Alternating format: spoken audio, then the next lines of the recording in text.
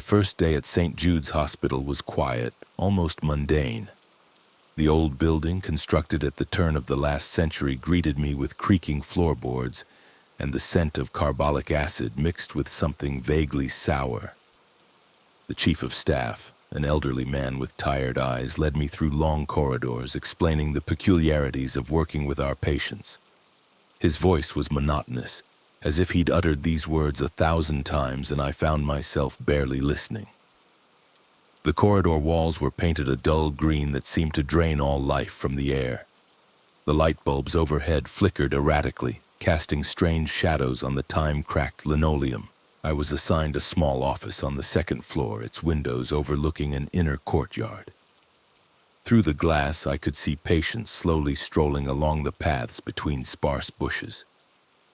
Some sat on benches, staring into space. Others muttered to themselves, gesticulating wildly. The sight was sad, but nothing more.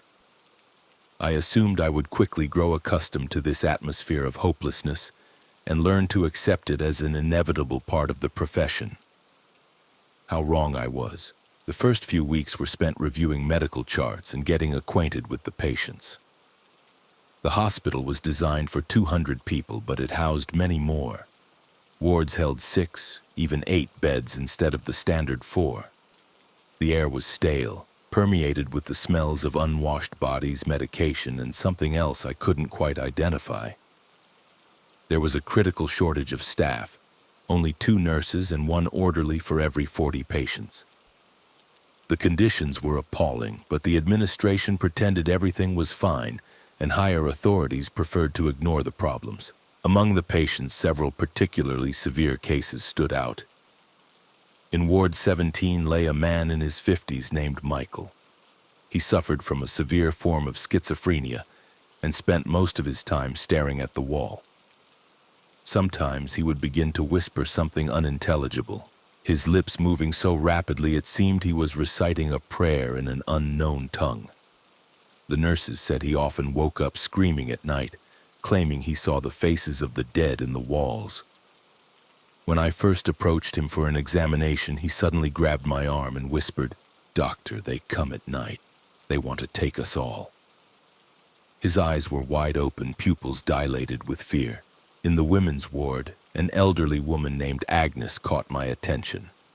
Officially, she was listed as suffering from senile dementia, but her behavior struck me as strange even for that diagnosis. She was constantly drawing, with a pencil, a pen, sometimes even her finger dipped in food. The drawings were always the same, swirling spirals and incomprehensible symbols. When I asked her what they meant, she looked at me as if seeing me for the first time and said, "These are maps, doctor. Maps of the place we're all going." Her voice was surprisingly clear for someone with dementia. The work drained all my energy. I'd come home late in the evening, dragging my feet, and collapse into bed without undressing. My dreams were restless, filled with images of sick people and long hospital corridors. Sometimes I dreamed I was walking down those corridors, but they never ended, and moans and whispers echoed from the wards. I'd wake up in a cold sweat, unable to figure out where I was for a long time. My apartment felt alien, as if I were a guest in my own home. Gradually, I began to notice oddities in the staff's behavior. Nurses avoided certain wards after sunset, and orderlies refused to work the night shift alone. When I tried to find out why, they would clam up or change the subject. The chief of staff answered my questions evasively, mentioning peculiarities of the old building and sensitive staff. But I saw the same anxiety in his eyes that I saw in the orderlies. Ward 31 particularly worried me. It was at the end of the 3rd-floor corridor and remained empty most of the time. When I asked why no one was staying there, I was told the ward was under renovation. But I saw no signs of any work. The door was always locked, and the key was kept by the chief of staff. A few times passing by, I heard sounds coming from behind the door, rustling, creaking, sometimes something like knocking. When I mentioned it to the security guard, he'd shrug and claim he heard nothing. My mental state began to deteriorate. Constant tension, sleep deprivation, and the gloomy hospital atmosphere were taking their toll. I became irritable, distracted. Several times I caught myself talking to myself while walking down the corridor. My appetite vanished completely and I lost a noticeable amount of weight. A pale, drawn person with red-rimmed eyes stared back at me from the mirror. I started to avoid my reflection. Nights became especially difficult. I lived not far from the hospital, and sometimes it seemed I could hear screams and moans coming from its walls. The rational part of my mind told me it was just a figment of imagination, exhaustion, and stress. But another part, darker and more ancient, whispered that something was wrong there, something that defied the natural order of things. I started taking sleeping pills, but even they didn't fully banish the nightmares. The only bright spot in my life remained working with the patients. Many of them, despite their illnesses, were kind, vulnerable people who simply needed help and understanding. I tried to spend more time with them, listening to their stories, trying to understand the logic of their distorted perception of the world. Sometimes it felt like I found common ground with them better than with healthy people outside the hospital walls. The first truly strange incident occurred a month after I started at the hospital. I was working late, sorting through patient charts in my office, when I heard sounds from the hallway. Not the usual hospital noise, but something else. It sounded like singing, quiet and drawn out, but the words were indistinguishable. The melody was ancient, almost primal, and it sent shivers down my spine. I peered into the corridor, but it was empty, lit only by emergency lights that cast long stripes of light and shadow on the cracked linoleum. The singing continued, seeming to come from everywhere and nowhere at once. Following the sound, I went up to the third floor. The singing grew louder, and I realized it was coming from the vicinity of Ward 31, the very locked ward supposedly under renovation. But as I got closer, the sound abruptly ceased as if cut off with a knife. In the sudden silence, I could only hear the pounding of my own heart and the distant city sounds outside the windows. The ward door was locked as always, but a strange smell emanated from it. Sweet, cloying, reminiscent of something long forgotten. I tried to peek through the keyhole, but saw nothing but impenetrable darkness. The next day, I decided to inquire about Ward 31 in more detail. Nurse Clara, an old-timer who had worked at the hospital for over 20 years, agreed to speak with me, but only after much persuasion, and on the condition that our conversation remained between us. She told me that this ward had been closed after a series of strange deaths many years ago. 3 patients had died there within a week, all of whom were relatively healthy and in recovery. Doctors couldn't determine the cause of death. Their hearts simply stopped without apparent reason. But the most terrifying thing, according to Clara, happened after their deaths. The bodies were found in unnatural poses, as if the people had died in extreme terror, and their faces were contorted in such grimaces of fear that even experienced orderlies couldn't bear to look at them.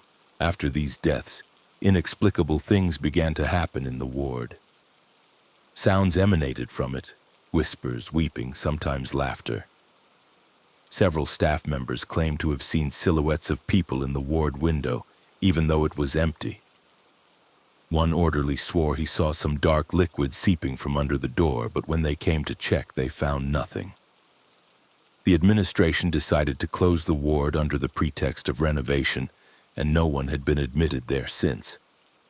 Clara concluded her story with, "Doctor, something evil lives in this building. It feeds on the pain and suffering of our patients. And the longer you work here, the more it pays attention to you." Her words might have seemed like the ramblings of a superstitious old woman. But I began to notice that the odd occurrences in the hospital were becoming more frequent and obvious. Patients grew more restless, especially at night. Michael from Ward 17 began waking up every night at the same time, 3 in the morning, and whispering in an unknown language until dawn.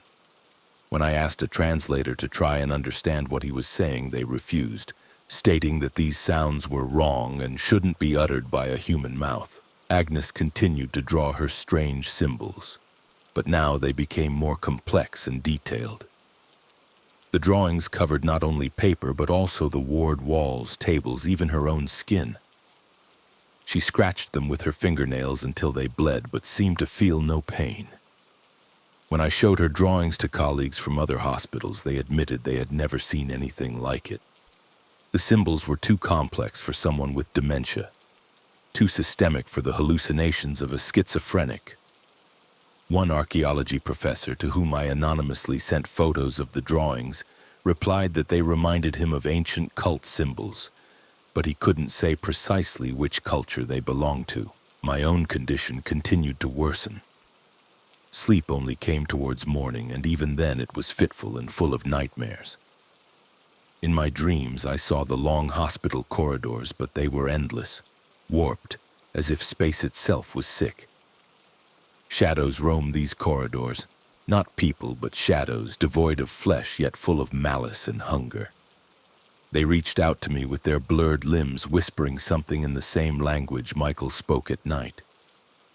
I woke up in a cold sweat, unable to figure out where the dream ended and reality began. During the day, it became difficult to focus on work. I often found myself standing in the middle of a corridor, not remembering where I was going or why. Colleagues started to avoid me. Perhaps they saw the same anxiety and madness in my eyes that I observed in our patients. The chief of staff hinted several times that I should take a vacation, but I refused. The hospital had become an obsession for me. I felt that if I left now, I would never understand what was happening here. The decisive moment came 2 months after I started working. I was on the night shift when something happened that completely overturned my understanding of reality. Around midnight, I was checking on particularly agitated patients. Reaching the 3rd floor, I once again heard that same singing I had heard a month ago. But now it was louder, clearer, and I realized it wasn't a single voice. It was a choir. Male and female voices intertwined in a complex, almost hypnotic melody. This time, I didn't hesitate. Grabbing a set of keys from the nurse's station, I headed towards Ward 31. The singing grew louder, and now I could make out individual words, though the language remained unfamiliar. The words sounded like an incantation or a prayer, but a prayer addressed to something dark and ancient. My hands trembled as I inserted the key into the lock. My heart pounded so hard I feared it might leap from my chest. The door creaked open, a sound that cut through the corridor's silence like a knife. The singing instantly ceased. I turned on my flashlight and aimed the beam into the ward. What I saw made me step back, my back pressing against the opposite wall. The ward was not empty. There were beds, old rusty ones like those used in the hospital decades ago. On the beds lay figures covered with sheets. The sheets were yellowed with age and covered in dark stains. But most horrifyingly, the figures were moving. Slowly, barely perceptibly, but they were definitely moving, as if breathing. I forced myself to enter the ward. The air was thick, stale, permeated with the same sweetish smell I had detected earlier. Now I understood what that smell was, the scent of decay, of death, but an incomplete, unfinished death. Approaching the nearest bed, I slowly lifted the edge of the sheet. What I saw beneath it made me scream. There lay the body of a middle-aged man, but this body was wrong. His skin was gray, covered in dark spots, his eyes rolled back so only the whites were visible, and his mouth was open in a silent scream. But the most terrifying thing was that the body was alive. His chest barely rose and fell, and rasping sounds came from his throat. This was one of the patients who had died in this ward many years ago, but his death was incomplete, unnatural. I staggered back from the bed and ran towards the door, but it slammed shut right in front of my face. The handle wouldn't turn, as if the door had been locked from the outside. Behind me, I heard a rustling. Sheets were being thrown off beds, and the dead patients began to rise. Their movements were slow, clumsy, like puppets on strings manipulated by an unskilled puppeteer. They turned their heads towards me, and their dead eyes stared at me with expressions of boundless hatred and hunger. The dead surrounded me, and I felt their cold breath on my face. They began to whisper the same words I had heard in my dreams, the same words Michael spoke at night. Now I understood their meaning.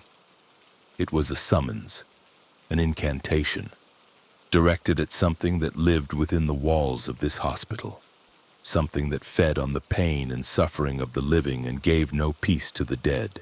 Suddenly the whispering stopped. The dead froze, as if listening to something. And then I heard it.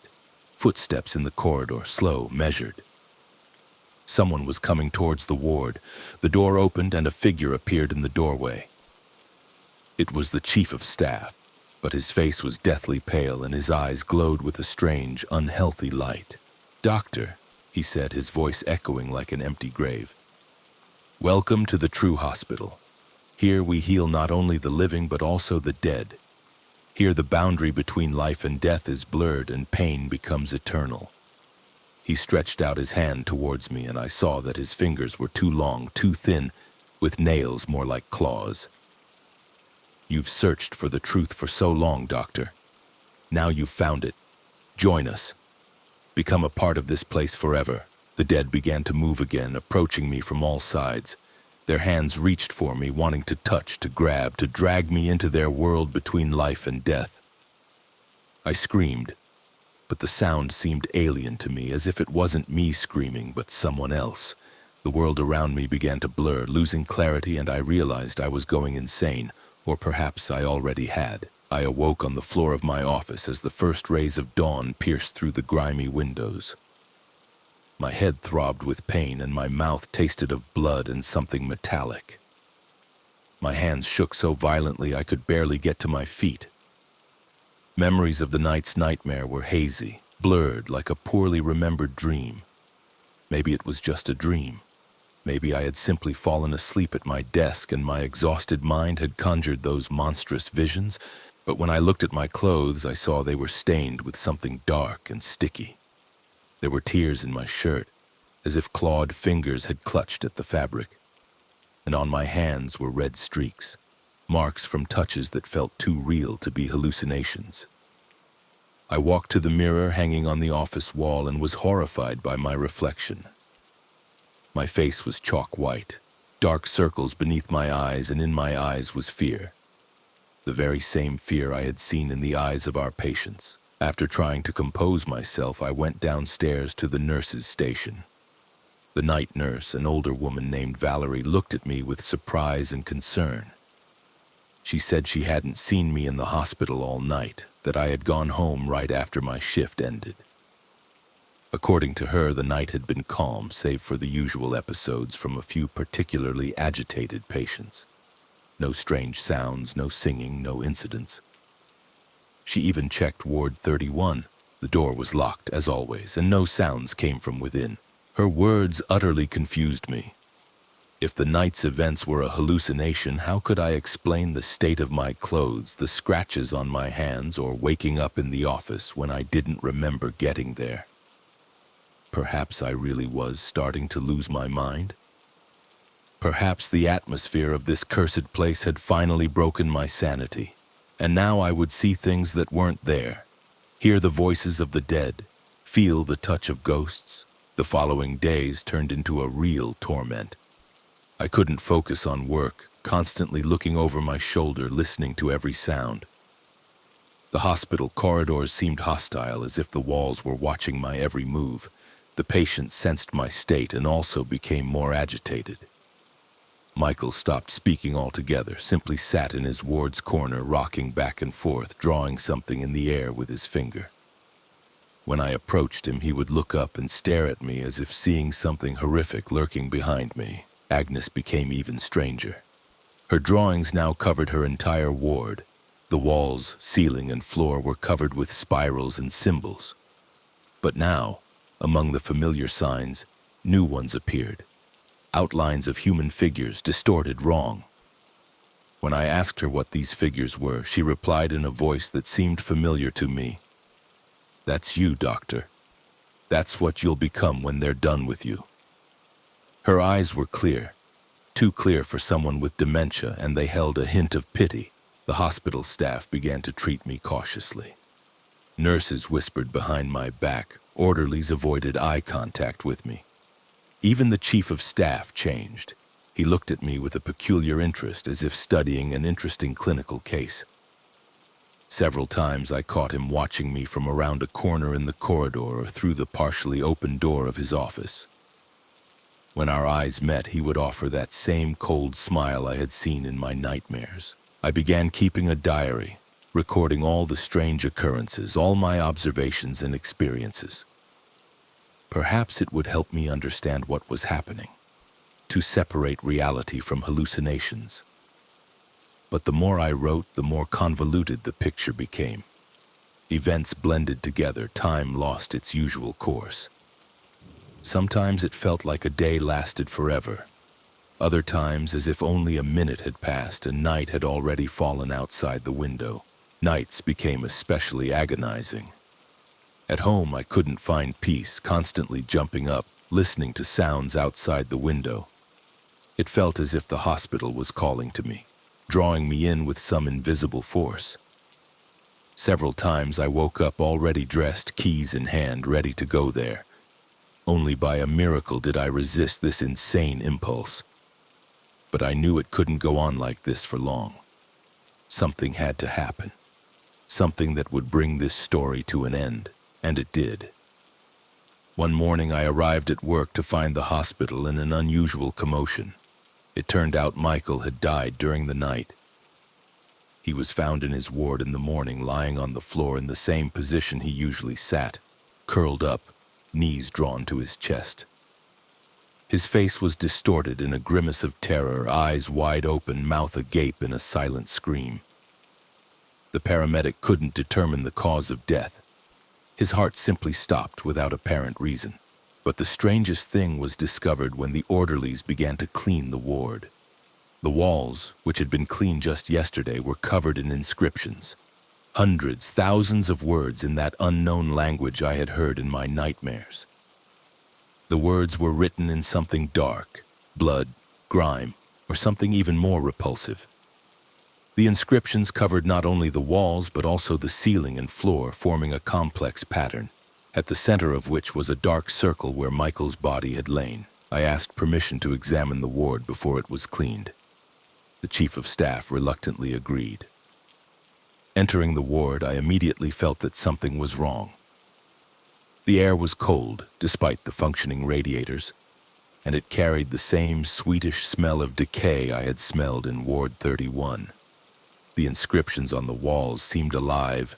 The letters seemed to writhe, flowing into one another, forming new words and symbols. Trying to understand the meaning of what was written, I approached the wall.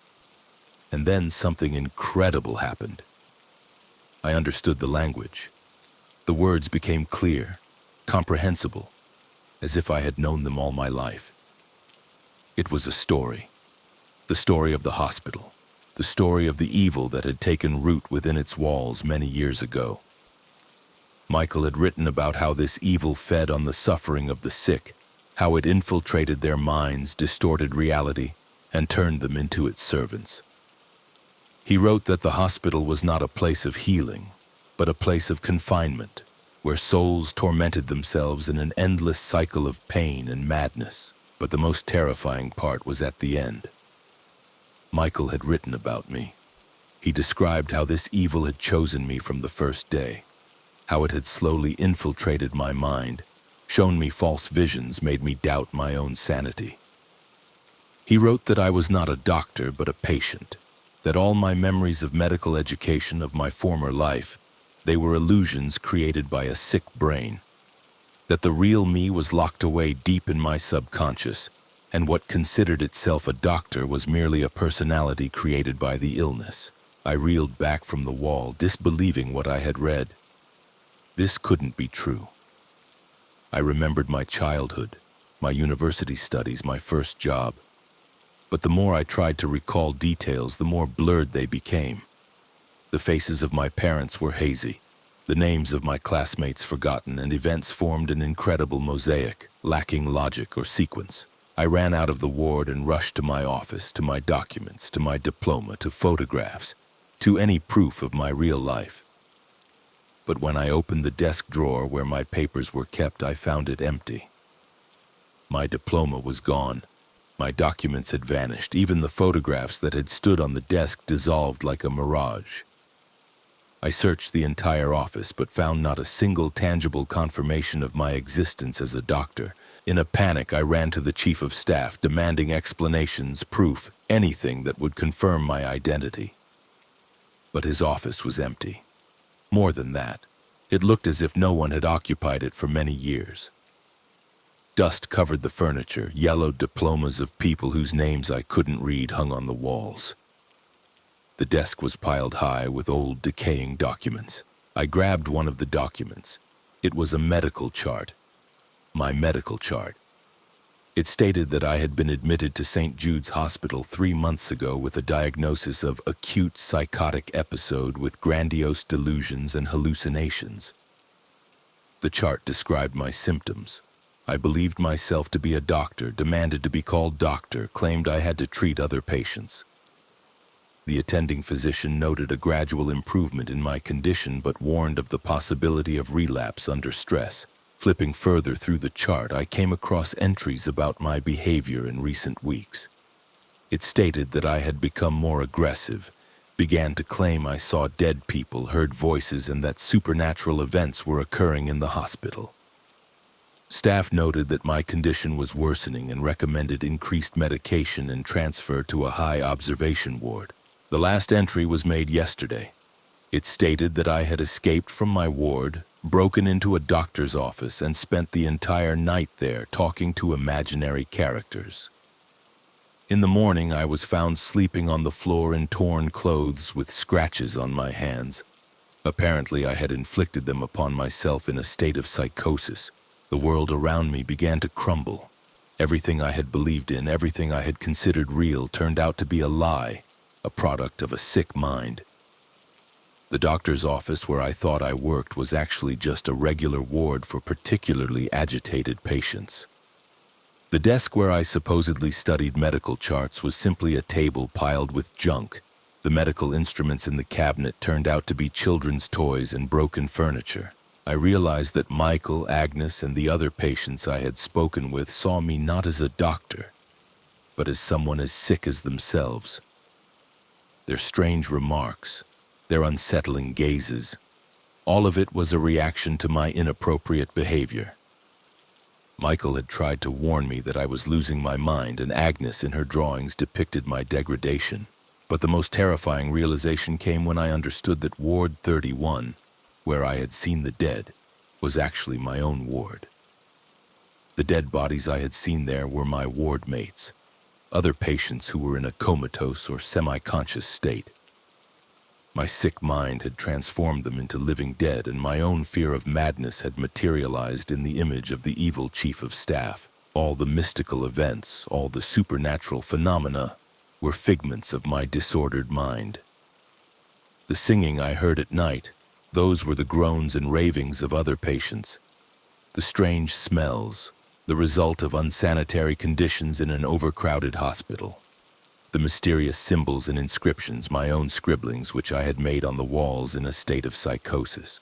The truth was simple and horrifying. I had gone insane.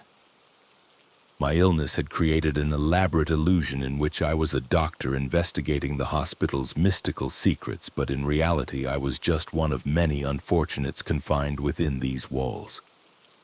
My mind could not come to terms with the reality of the illness and created a fantastical story in which I played the role of a hero fighting dark forces. Now, as the illusion dissipated, I saw the hospital for what it truly was: dismal, dirty, overcrowded with people abandoned by society. The staff did what they could under conditions of chronic underfunding, but their capabilities were limited. No mystical secrets, no supernatural forces, only human sorrow and hopelessness. Realizing I was a patient, not a doctor, brought no relief. On the contrary, reality proved far more brutal than any mystical horrors my imagination had conjured. I sat on the floor of the ward I'd believed was my office, holding my medical chart, trying to grasp the extent of my self-deception. Every page of the document was like a stab wound, detailed descriptions of my inappropriate behavior, aggressive outbursts, attempts to treat other patients. My delusional theories about the supernatural. The chart stated that before my illness I worked as a simple accountant at a small firm. I had no medical education. My mental breakdown occurred after my wife's death in a car accident which I had been driving in. Guilt, depression, and then a complete break with reality. My psyche couldn't bear the pressure and created an alternate personality. A doctor who helps people, saves them instead of being the cause of someone's death. Reading these entries, I began to recall fragments of real events. How I was brought to the hospital in a straitjacket. How I screamed that I was a doctor, demanded to be released. How I spent long weeks in a semi-conscious state under the influence of strong medications. How my delusional system gradually strengthened, becoming more detailed and convincing. The hospital staff tried to treat me, but I perceived their efforts as part of a conspiracy, as attempts to prevent me from carrying out my medical mission. It was particularly painful to understand how I had perceived other patients. Michael, whom I considered schizophrenic, was actually an elderly literature teacher suffering from severe depression after losing his only son. His incoherent speeches in an unknown language were fragments from ancient Greek tragedies he had taught all his life. He tried to communicate with me, shared his pain, but my sick mind interpreted his words as mystical incantations. Agnes, whom I considered a dementia patient drawing strange symbols, turned out to be a former architect. Her drawings were attempts to reproduce from memory the blueprints of buildings she had worked on in her youth. Alzheimer's disease was erasing her memories, but her professional skills remained at the level of muscle memory.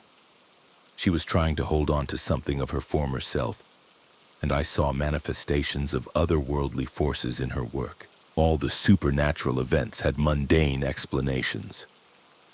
The sounds from Ward 31 were simply the noise of old pipes and creaking floorboards.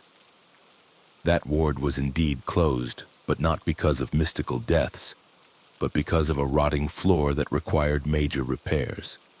The administration had no money for renovations, so the ward was simply locked.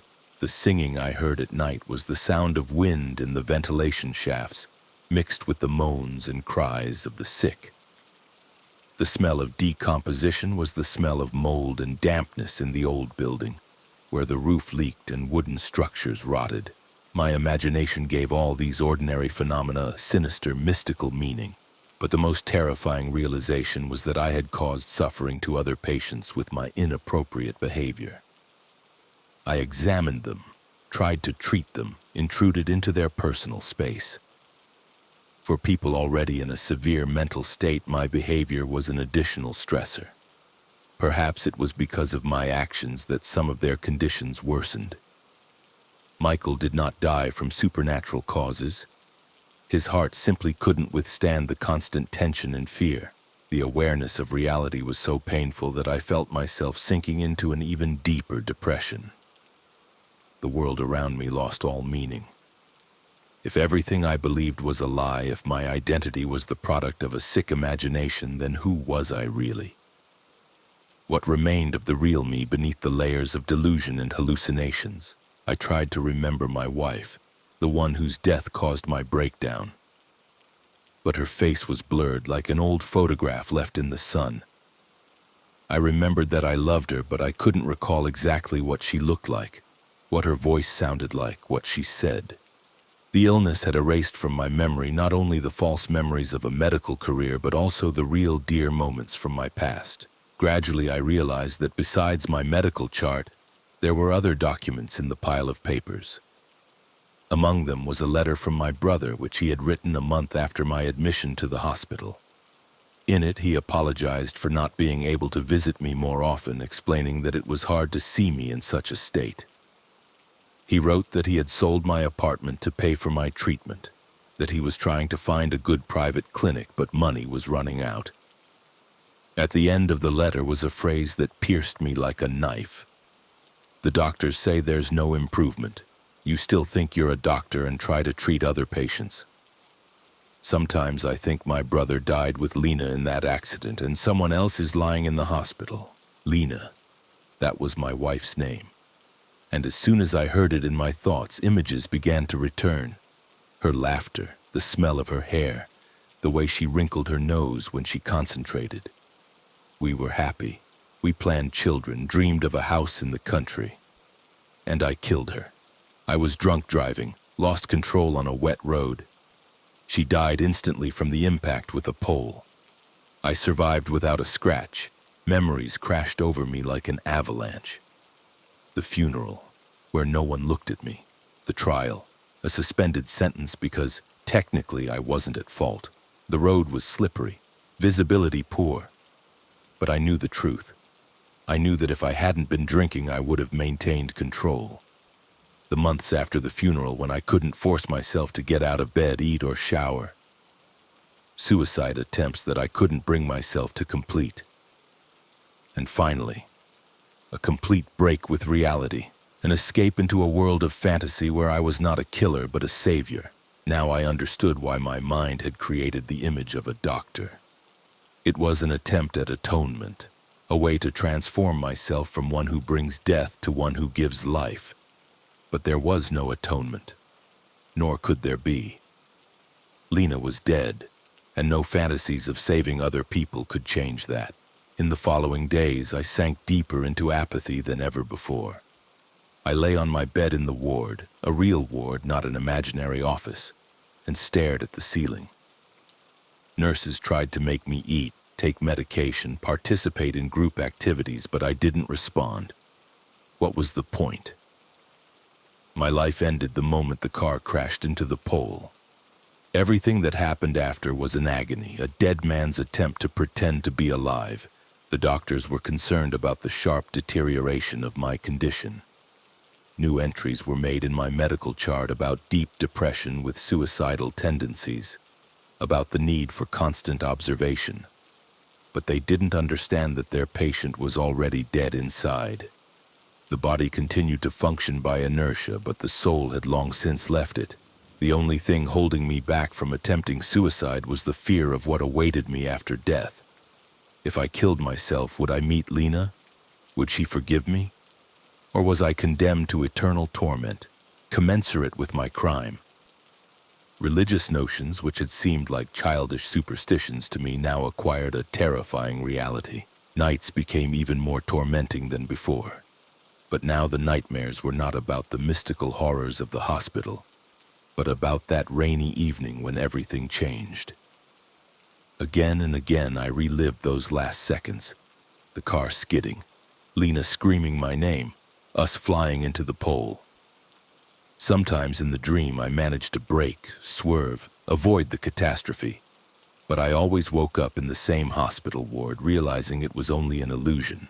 Gradually I noticed that other patients avoided me. Earlier, when I thought I was a doctor, they treated me cautiously, but still interacted. Now, as I had become an apathetic shadow, they moved away when I appeared nearby.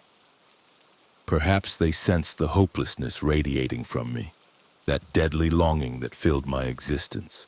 Only Agnes sometimes approached me. Her illness was progressing, and now she rarely recognized anyone around her. But sometimes understanding would flash in her eyes, and she would sit nearby, take my hand. Her touch was warm, alive, and for a moment it seemed I wasn't entirely lost. But these moments didn't last long. The disease would pull her back into its abyss, and she would leave, forgetting my existence. Months dragged on with relentless slowness. My physical condition deteriorated. I refused food, barely got out of bed, bed sores, weight loss, weakened immunity. Doctors tried to combat the symptoms, but they couldn't cure the main illness, the illness of the soul. I was slowly dying, and it seemed just to me. My brother stopped coming. He last visited me half a year ago, and I saw in his eyes that he had already buried me. For him, I truly died in that car accident, and the being lying in the hospital ward was just a painful reminder of loss. I didn't blame him. I would have done the same in his place. My only activity became writing. I asked a nurse to bring me a notebook and pen and began to write down my story. Not a fantastic tale of a doctor investigator of mystical secrets, but the true story of a man who had lost everything and tried to escape reality into a world of illusions. I wrote slowly, often pausing, sometimes not touching the notebook for several days. But gradually the story took shape. Writing was both torture and relief for me. It was painful to re-experience each stage of my fall, but at the same time there was a strange cathartic power in putting everything on paper. Fixing my story before it disappeared with me, it was especially difficult to write about Lena. Every mention of her name resonated with pain in my chest, but I forced myself to continue. She deserved to be remembered not as a victim of a drunk driver in a traffic report, but as a living person who was loved and lost. I described her laughter, her dreams, our plans for the future. Perhaps it was presumption to speak on behalf of the dead, but I couldn't stop. Gradually, changes began to occur in the hospital. New patients came. Old ones died or were transferred to other departments. Agnes faded before my eyes, her lucid intervals becoming rarer. Eventually, she stopped recognizing anyone at all. Just sat in the corner of the ward and drew something with a trembling hand. Watching her degradation was particularly painful because in her I saw my own future. New patients came and went, but I remained. I became part of the hospital landscape, a permanent fixture that people no longer paid attention to. Staff changed, young nurses replaced old ones, but they all quickly learned that I was a difficult case, a hopeless patient with whom it wasn't worth wasting time talking. Winter turned into spring, spring into summer, but for me the seasons lost their meaning. I saw the changes outside the window, but they didn't concern me. My world shrank to the size of a hospital ward and then to the size of my own bed. My strength was leaving me, and I knew it couldn't go on for long. One night I woke up with a strange sensation. The ward was quiet, my neighbors were asleep, but it felt as if someone was standing next to my bed. I turned my head and saw a woman. She stood by the window, illuminated by moonlight, and looked at me. At first I thought it was a hallucination. After months of illness, I was used to not trusting my senses, but then I recognized her. It was Lena. She looked exactly as she did on the day of her death, young, beautiful, sad. She wore the same blue dress she had on in our last photographs. She looked at me with an expression of infinite sorrow, but without anger, without accusation. She just looked, as if saying goodbye. I tried to speak, to apologize, to explain, but my voice wouldn't obey. And what could I say?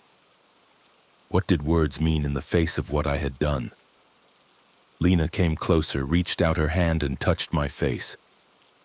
Her touch was cold like moonlight, but at the same time it held a love I didn't deserve. "It's time," she said softly. It was the only word she spoke, but I understood its meaning. She had come for me. Finally, she had come to take me where we should be together, into oblivion, into peace, into deliverance from pain. I closed my eyes, feeling the last of my strength leave my body. My breathing became shallower. My heartbeat slowed.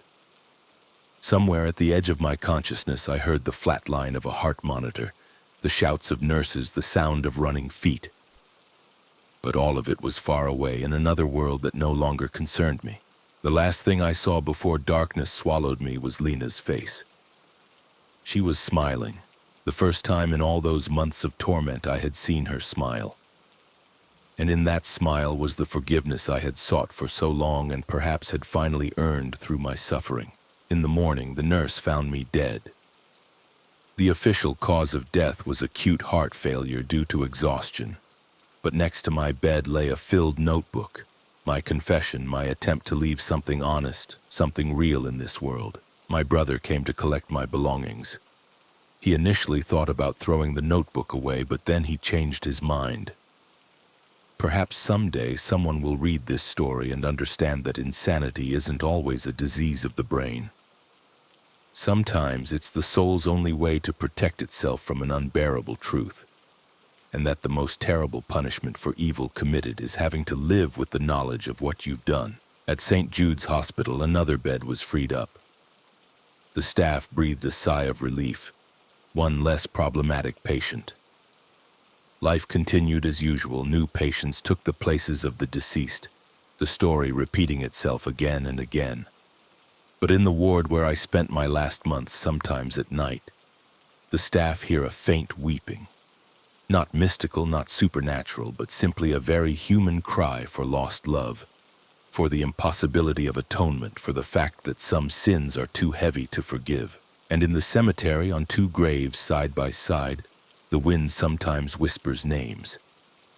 Lena and the one who loved her more than life and ultimately proved it, paying the highest price for his love.